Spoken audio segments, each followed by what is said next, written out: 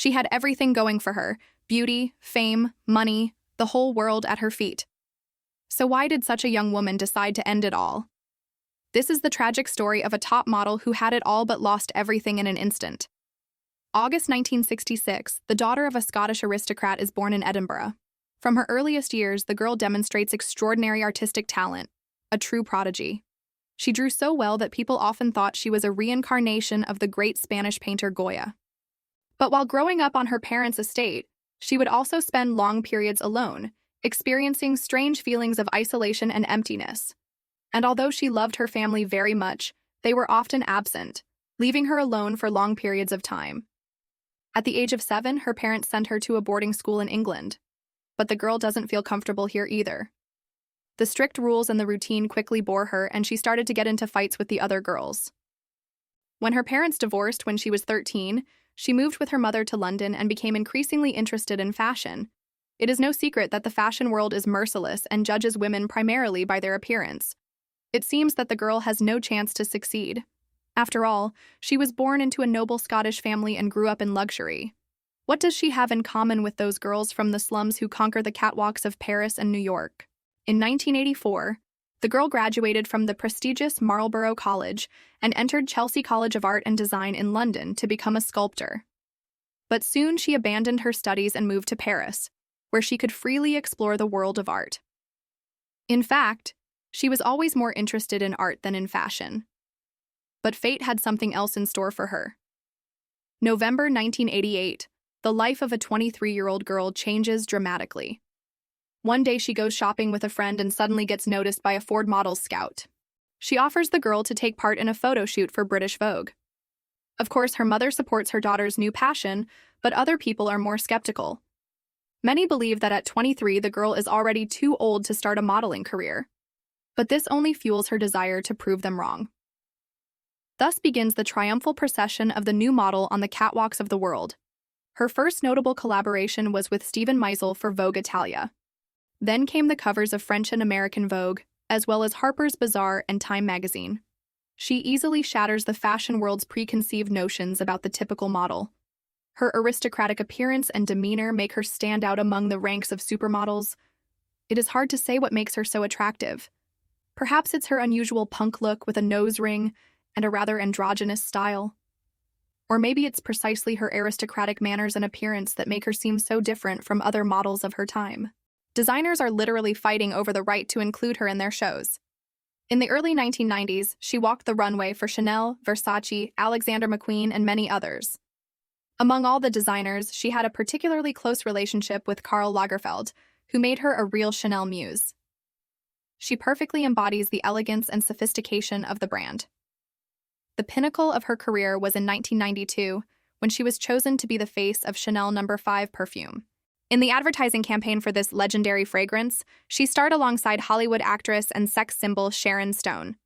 Together, they create an amazing duo of beauty and elegance. The commercial becomes one of the most successful in history and brings the model worldwide recognition. For several seasons, she is one of the most sought-after models in the world, starring in the most famous fashion magazines and walking the runways of the biggest fashion houses. But despite all her achievements, she never quite fits into the mold of the supermodels of the 1990s, a title that includes names like Kate Moss, Naomi Campbell, and Christy Turlington. While her career is steadily progressing, she continues to nurture her passion for art, occasionally displaying her sculptures at various exhibitions. By the mid-1990s, her name was already known worldwide, and she successfully starred in major fashion campaigns for Chanel, Burberry, Hermès, Ralph Lauren, and Calvin Klein, among others. She became known as the most aristocratic representative of British high fashion. At that time, she was the face of Calvin Klein's Eternity fragrance, which brought her incredible popularity. However, not everyone approves of her phenomenal success. Many accuse her of being privileged aristocracy and having an unfair advantage over other models. Indeed, her privileged position in society opened doors for her that would have remained closed to other aspiring models. Many designers prefer more commercial models like Cindy Crawford or Naomi Campbell. And although the model continues to walk the runway and star in photo shoots for glossy magazines, she feels that she is no longer welcome in the fashion world. Having achieved fame and fortune, she now longs for a simpler life without the constant pressure to conform to someone else's expectations. But how could she possibly imagine that this desire would lead to such drastic measures? In the late 1990s, she met designer Alexander McQueen. He becomes one of her best friends, and the two work together on many projects, but their friendship doesn't last long. After the premiere of his 1996 spring-summer collection, Highland Rape, which features the model on the runway, he abruptly ends their friendship. The press immediately picks up on this dramatic breakup and begins to speculate about the reasons behind it. Some sources claim that the model's behavior on the set was simply unbearable. Others say that McQueen felt she was getting too big for her britches and decided to put her in her place. But whatever the reason, the model takes the designer's actions to heart and never forgives him. Subsequently, she refuses to participate in any of his shows and even bans her agents from accepting invitations to his events. Although the exact cause of the rift between the designer and the model remains unknown, it is clear that their once close friendship has turned into a bitter feud. In April 1997, the model married banker Jeremy Newton Moore in a lavish ceremony in Scotland. The couple had 2 children, a boy and a girl. She gives birth to her son on the same day as Princess Diana's birthday, and jokes that she hopes her son will be as beautiful as hers.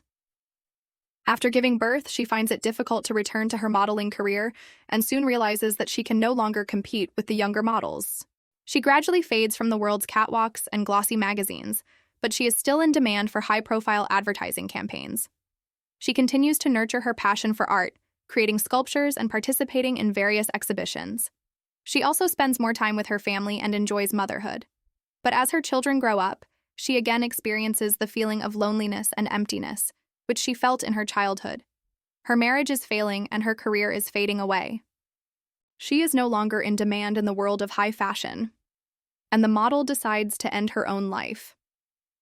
September 5, 2001, at the age of 35, she is found dead in her London home.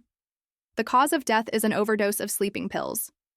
According to her family, it was a tragic accident, but friends of the model claim that she was deeply depressed and even suicidal. Her death causes a shockwave in the world of high fashion. All the leading designers express their condolences to the family. They remember her as a talented model and a true icon of style. Even her greatest rival, supermodel Naomi Campbell, mourns her death, calling it a huge loss for the fashion world. Although her life was cut tragically short, her memory lives on. Which fact about the model surprised you the most? Did you know about it before? Be sure to share your thoughts in the comments. And that's all for today. See you soon. Bye.